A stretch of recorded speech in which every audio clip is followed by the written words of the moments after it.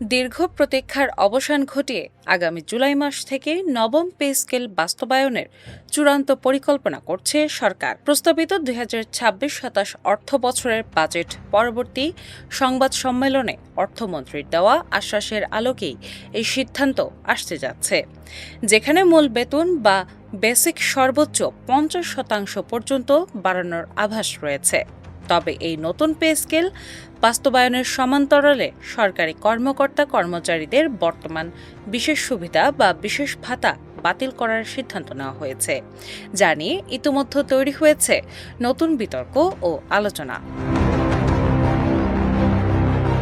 বর্তমানে প্রথম থেকে নবম গ্রেডের কর্মকর্তারা ১০% এবং দশম থেকে ২০তম গ্রেডের কর্মচারীরা ১৫% হারে বিশেষ সুবিধা পেয়ে আসছেন।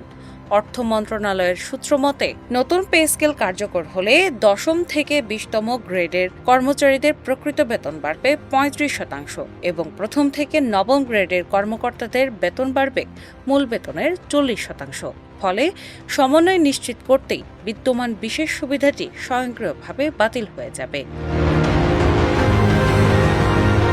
সংশ্লিষ্টরা মনে করছেন, এই সুবিধা বাতিলের বিষয়টি মাঠ পর্যায়ের কর্মচারীদের মধ্যে মিশ্র প্রতিক্রিয়া ও এক ধরনের মনস্তাত্ত্বিক সমস্যা তৈরি করতে পারে। আপাত দৃষ্টিতে বেতন বাড়ছে বলে মনে হলেও বিশেষ সুবিধা বাতিলের কারণে নিম্ন গ্রেডের দশম থেকে ২০তম কর্মচারীরা তুলনামূলক কম লাভবান হবেন।